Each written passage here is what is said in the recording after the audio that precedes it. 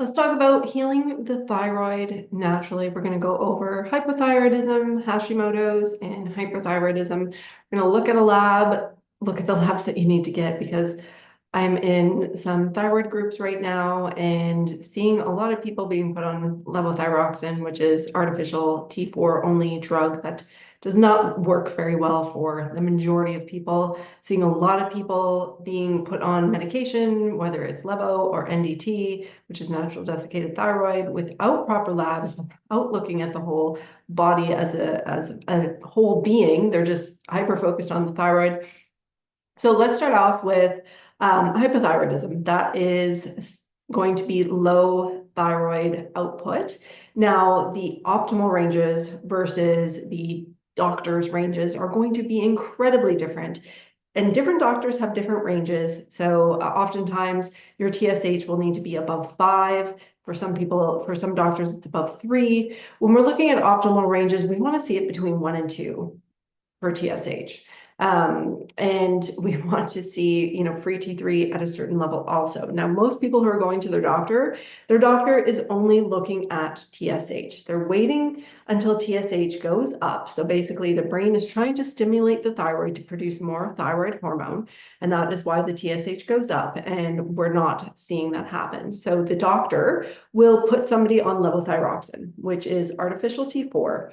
And that will trick the body into thinking that there is thyroid hormone there, and TSH will go down, and they'll be like, okay, you're good to go. Stay on that for the rest of your life.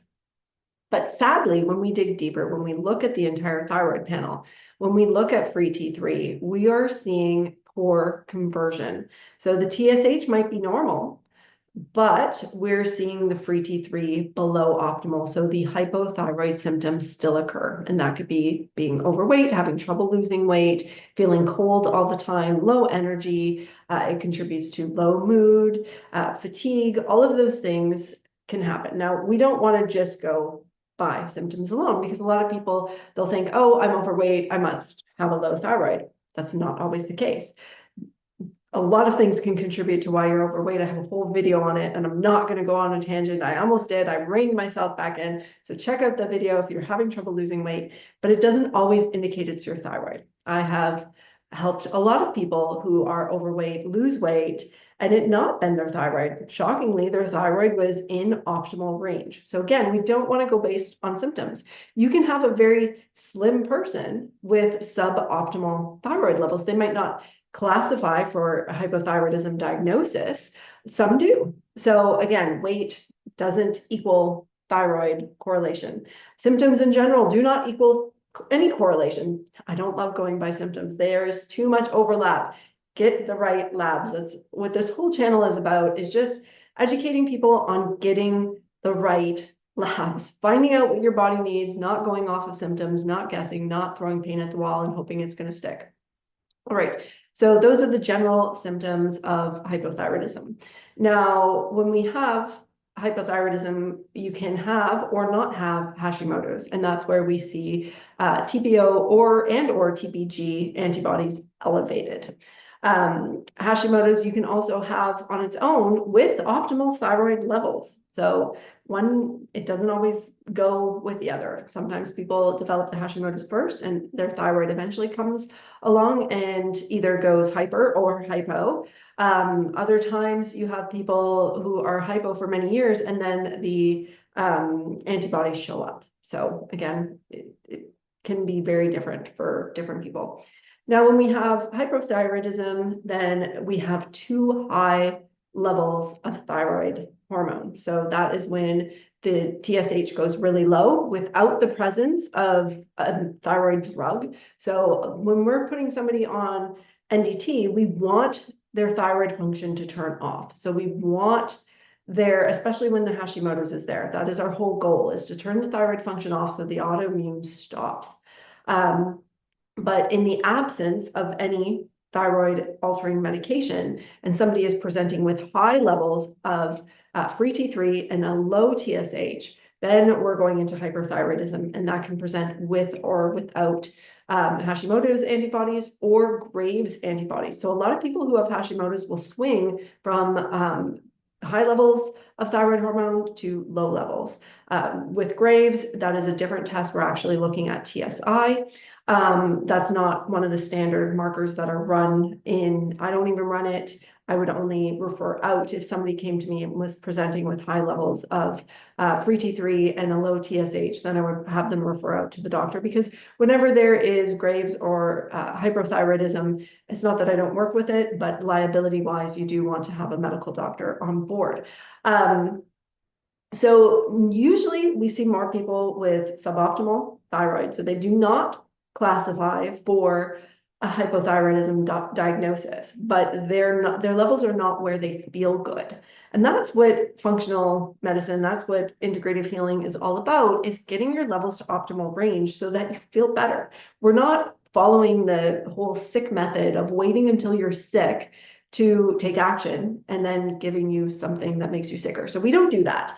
We want to run the labs. We want to see where you are, and we want to work to get to optimal ranges, not with just with the thyroid. We want that with the neurotransmitters. We want that with your adrenals. We want that with your hormones, your mitochondria, all the things, detox pathways. All right, so I'm going to share my screen just so that you can see the full thyroid panel, and I want to talk about these numbers. So let me find that. It is here. There we go. Okay, so this is kind of a standard blood lab that I run through DHEA labs, and a panel. It's the complete wellness panel, I believe, something like that. I haven't ordered a lab in, oh my gosh, many, many years. My assistant does that for me, so I don't even know how to order a lab anymore. I just send her the information. All right, so let's look at this full panel. And we'll see that, a lot of people are missing things. So when you go to a regular doctor, a medical doctor, they're likely only going to run this lab. They're just going to run TSH. And you can see that this range, 0.45 to 4.5. So they're not going to, for the most part, classify you as hypothyroid until this TSH gets over 4.5 or 5. Some doctors are a little bit more awake to functional ranges, but for the most part, you're not going to get very far. And if you do get anywhere, it's going to be to levothyroxine, which is something that we don't want to do. So TSH, I like to see it closer to 1. So this is definitely a little bit above where I would like to see it, but 1 to 2 is still in optimal range. Now, from here, what we also want to see is free T3, free T4, total T3, total T4. And you can see that, like right now, this person's all green. Now, I would not consider this person at an optimal thyroid level. So when we're looking at free T3, we want it to be between around 3 to 3.5. We want to see that free T3 a little bit of a higher range. Now, we're seeing at 2.5. Right? And so people would say, oh, okay, you need iodine. You need like selenium, molybdenum. Let's get that on board. Let's get you some iodine. So your body makes thyroid hormones with tyrosine and iodine, and it also uses selenium and molybdenum as cofactors and other nutrients, but those are the main hitters. So you would think, okay, let's just try to get this thyroid function up so this free T3 goes up. And this is not what we want to do. Again, we need to see the full picture. And that's where we come up here and we look at reverse T3. So reverse T3 should be under 15. If it starts to go up above 15, it is telling us that the body is inactivating the thyroid hormone due to stress. So this is not a thyroid problem. This is a stressed body problem. The focus is not fixing the thyroid. Right now, if you just added in iodine, what will happen is this will go up. This will just keep going higher. It's not going to fix this. So what we want to do is recognize that the body gets dysfunction as a whole, and it heals as a whole. So we want to work on the entire body. We want to remove the stress. We want to think of the body like a bank account. In order to heal, we need to make deposits and we need to stop making withdrawals. Now, withdrawals, that's going to be toxins, emotional stress, pathogens in the body. Anything weakening the body is going to be a withdrawal. So the food you eat, the air you breathe, all of those things, the water, the stuff you put on your skin, the emotional stress, is all going to be causing this to not be optimal.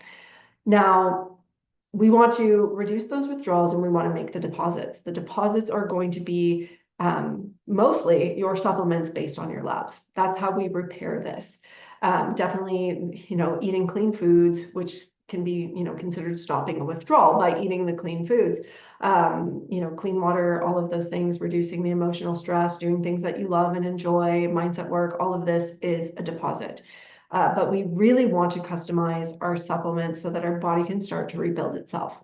So this person here does not have any thyroid antibodies, but it is telling us that they need to do work. They need to do work on their body.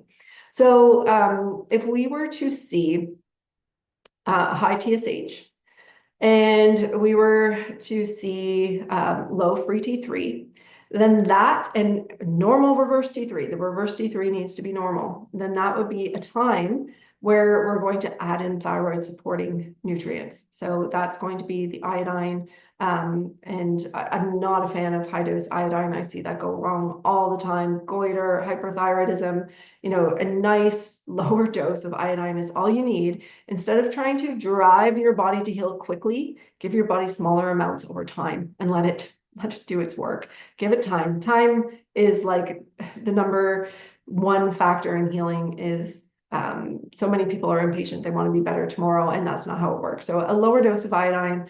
I really like a supplement called True Minerals, and that is the one that I use. I do not use high doses of iodine because of the problems that I've seen in the past.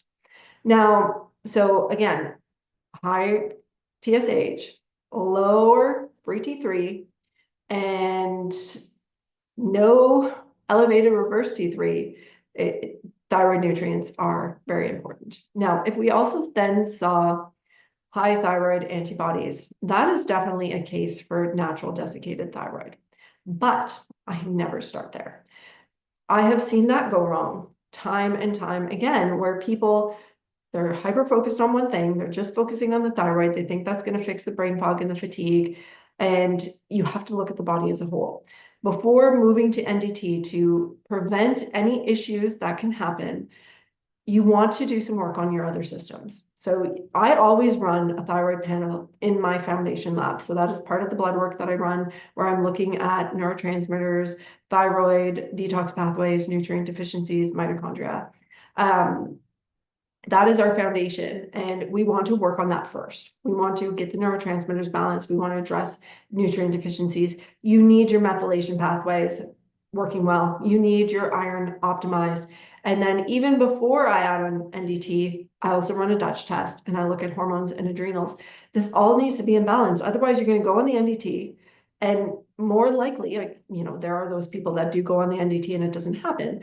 But very, very often you go to the NDT right away and you do not feel good. You might swing immediately to hyperthyroid. You might have a lot of trouble finding the right dose. You might have heart palpitations and just feel very off, anxious, jittery, because the body is not ready for that. And so we want to add in the thyroid nutrients if the labs warrant it, and then work on those other parts of the body, work on the neurotransmitters and the adrenals and the hormones and the deficiencies and the detox pathways. And then after Dutch, I rerun a blood test. I see where the thyroid is after, 2-3 months on the foundation, so that the body has a chance to start to work with the tools we're giving it. And that's where we move to NDT. Now, for somebody who comes to me on levothyroxine or another thyroid medication, another pharmaceutically based NDT. So, I'll preface that I don't like the pharmaceutically based NDTs. They change their formula all the time. I've had people do really well in a formula until, oops, they changed it and they didn't tell anybody. Boom, thyroid levels are off. So I normally use Thyro Gold. Some countries we can't get it. I will use Thyrovance. We normally need to do a higher dose of the Thyrovance than the Thyro Gold. Love Thyro Gold. It works really well. It's very standardized. If you're buying it, I definitely recommend stocking up. But if somebody comes to me on levothyroxine, I'm not going to touch that until we've done the foundation. If somebody's on NDT, I might alter their dose a little bit if they're taking it wrong, because so many people are only taking one dose. They're on this thyroid roller coaster. Their thyroid levels go up after they take the dose, and then they crash back down. Their antibodies go haywire if they have Hashimoto's. And it's amazing how many practitioners are not educated on properly regulating the thyroid, properly testing. Like if you're on NDT and or say you're not and you move to NDT, you need to retest in 3 weeks. And you need to test 6 hours after you take your dose to see what the heck is going on, right? You can even test at 4 hours to see where are you at 4 hours? Where are you at 6 hours? What is this picture of what your body is doing with this thyroid hormone? So I might make adjustments, but the foundation is critical before making the switch to NDT or going on NDT. So when it comes to hyperthyroidism, that is a whole different ballgame. What we're really working on is reducing the stress in the body. So there's tools we can use like carnitine. Carnitine is actually a thyroid modulator. So if you're low and you use carnitine, it's fueling your mitochondria and it regulates thyroid versus directly lowering it. So, but we also use carnitine with hyperthyroidism. It helps lemon balm, really priming the parasympathetic nervous system. So moving into rest, digest, repair, taking the stress off the body is really key to healing from hyperthyroidism. When it comes to the antibodies, when it comes to Hashimoto's antibodies, NDT is really critical. Now, it doesn't mean you go on NDT and boom, your antibodies are gone. It really depends on how high you are. If you're under 100, within 6 months, we should be able to bring that down to not even there. But if I've seen people very significantly high to the point they're not even registering on the lab anymore, that can take, 2 to 3 years to come down with the NDT. And first optimizing the dose, and before optimizing your dose, doing the foundation. And then the more work you do on your body, the more work you do on pathogens, the more work you do on detox pathways, the more work you do on removing stress from your body, the more work you do on staying calm, staying in a peaceful place, the more you can turn this off, right? So the more you can turn it off. I was diagnosed with lupus back in 2009. I do not have any lupus antibodies. I do not have these antibodies anymore, but it took time. It took repairing the body. So first step, if you're having any thyroid issues, find a practitioner who's going to run the entire lab for you, and find a practitioner that's going to have a whole body approach. Don't get just stuck on your thyroid. Again, the body has dysfunction as a whole and it heals as a whole.